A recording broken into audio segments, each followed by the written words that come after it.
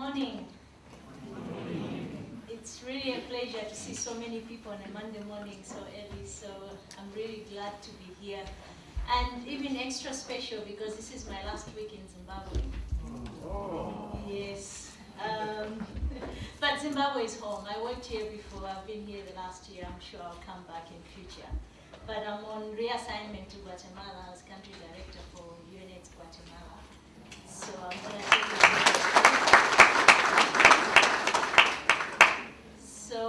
so this is my last week. So you can imagine the pleasure of being here and being with you all on this special day today. So my job is simple. It's just to set the stage in terms of where we are in the HIV epidemic in this region. Of course, the focus is on Southern Africa, but as UNAIDS, we cover Eastern Southern Africa as a region. So really our comparison compares the two Eastern Africa and Southern African regions. So you will see that my slides cover a little bit over the region, but I'll try and focus on Southern Africa specifically. So I'll talk a little bit about where we are with the epidemic and the response in the region. Where are we with the new infections? Where are we with treatment in terms of reaching our 2020 targets of 90-90-90, as well as PMTCT and children, because especially when we look today at the epidemic in Zimbabwe, for example, among adolescents and young people, we find that the children that we missed a decade ago are now getting into teens as HIV positive and struggling with a lot of issues. And so we really need to see how are we doing now around this as well. And then adolescent girls and young women, and of course issues of human rights that are also related to that. I think this is a picture that we all are familiar with.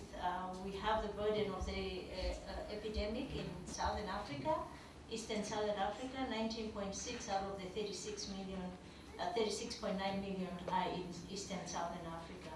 That's a very big number. When we look at the specifics for the region, you'll find that of those, women make up 11.2 million of people living with HIV in this region, and young people 2.1 million of people living with HIV in Eastern Southern African region. New infections, we're not doing very well. We've done, you'll see in the following slides, that we've done a little bit better, but still we have 800,000 new infections every year. Just to highlight, this is data from 2017 because the 2018 data is not yet published. It's going to be published between this week and next week. So unfortunately, the timeline is a little bit, but still not many changes that we're expecting in this data. I won't go through the other details because I have slides on that, but just to have an overview of how we have done over the years in the epidemic when you compare where we are with the treatment, where we are with reducing new infections, and what that has done in terms of reducing AIDS-related deaths. So you'll find that we have increase from 2003-4. I was here actually in Zimbabwe when we started rolling out treatment, and since then, especially from 2010, there's been an exponential increase in people on treatment. And you can see that in terms of the decline in AIDS-related deaths, so the red line, and then the blue line shows the decline in new infections. So overall, we are doing very well in terms of the epidemic, in terms of going towards epidemic control in the region on a global picture. But then when you look at details, there's some gaps that you come across. So for example, 15 priority countries in Eastern and Southern Africa accounted for 98% of new infections globally. In the region, not globally, in the region, and then AIDS-related deaths, as well as people living with HIV and AIDS. And so those are the countries on the list. Our countries from Southern Africa are on that list, of course. Zimbabwe, Malawi, Mozambique, South Africa, of course, is the biggest burden, as we know. When we go into the details of new infections, this picture actually is very interesting because about a third of new infections are happening in South Africa, and we know what's happening there with over 7 million people living with HIV. But also, we'll find that 60% of new infections are in 9 countries, and we are right in the middle of that. So Zimbabwe, for example, contributes 5% of new infections in this region. So just to be aware of that. And that although a lot of countries have done very well in reducing new infections in general, especially in the adult population, there's countries that are lagging behind. And some of these countries are in our region. Botswana, of course, it's part of Southern Africa.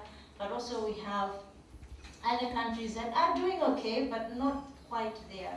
Lesotho is part of that, Namibia, Angola, where we are still struggling with reducing new infections in the region. I can't talk about new infections without touching on key populations. So again, the picture is not very good for us in the region. Yes, I'm glad to see that in Zimbabwe there's been an increase in programs for key populations to reduce new infections, but still this is an area that we are struggling with in the region. And we know that a good percentage of key populations are young key populations, that we are even failing further when you look at that cascade of key populations. So this is an important group for us to also keep in mind as we talk about young people today, about adolescents and young people in HIV and AIDS. Good progress in reaching the 90-90-90 targets. So 81% as of December 2017. 81% of people in this region knew their HIV status, and 66% of those were on treatment with viral suppression of 52%. When you look at details in countries, you find that the progress is uneven. We are glad to see that Zimbabwe is doing very well. I think we deserve So, and I'm looking forward to the latest, because again, this was December 2017 that the picture looks like this. So again, it's a mixed picture. Some countries doing better than others, but of course there are those mop-up areas. For example, the issue of men, diagnosing men and putting men on treatment, but also I think around young people, adolescents and young people, we are also not doing so well around that groups that we need to be looking into. And children, as I mentioned, I just wanted to flash 2 slides around children. So the picture, if you compare the picture of the epidemic control among children and adults, there's not a very big difference, but there is a difference. Because when you look at the actual numbers, when you break it down, you find that we haven't managed to reduce new infections among children the way we had wanted to do. Do you remember our target for 2020 is to eliminate mother-to-child transmission, 0 new infections among children, and this is how we're doing. So really we are failing our children. Very few countries, just 6 of the countries in this region have managed to reduce by more than 50%. So I just wanted to highlight this because this is our future. This is the young people of a decade from now that we'll be working with, that we need to take into account. So today we're talking about young people. I just have 2 quick slides on this. Just to highlight that 2 in 5 new infections among adults in this region were among 15 to 24-year-olds. Of those, 7 out of 10, of course, were among adolescent girls and young women. I think this is not new to all of us. We know that, we know these statistics. In South Africa, every hour 9 young women and 4 young men are getting infected. This is happening today. It's still happening today. We need to do more. We need to do better.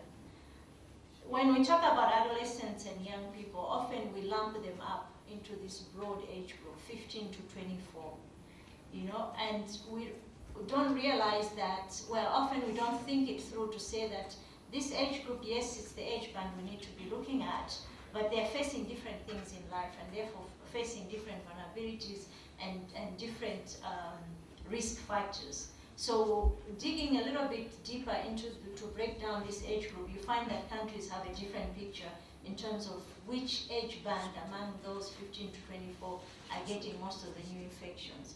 So again, I'll keep coming back to Zimbabwe. Since we're in Zimbabwe, you find that in Zimbabwe it's the lower band, so you find that it's the 15 to the 20 to 24-year-olds that have a higher new infections than the 15 to 24.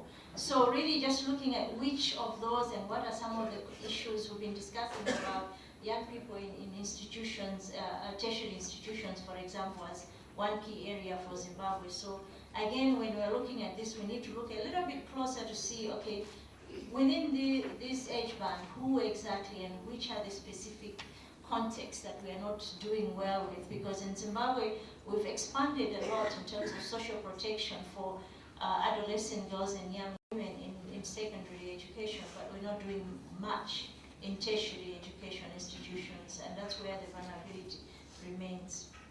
And of course, we are working within a context where we still have laws and policies that are putting barriers to accessing services for adolescents and young people. And unfortunately, the picture still looks like this in the region.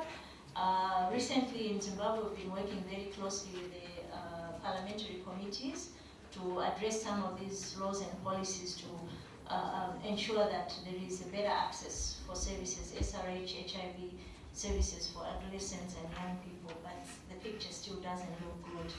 And let me finish on a slide for, in general, when you look at human rights issues in general in Southern Africa. Again, the picture doesn't look very well. So we still have a lot of work to do around human rights for adolescents, adolescents and young people, but also for key population groups. Only 2 countries don't criminalize homosexuality in this region. All countries criminalize drug use. Sex work is criminalized across the region. All these things, they impede on access to services for these key populations, but as I mentioned earlier on, among these key populations, a good percentage are also young people that we need to be talking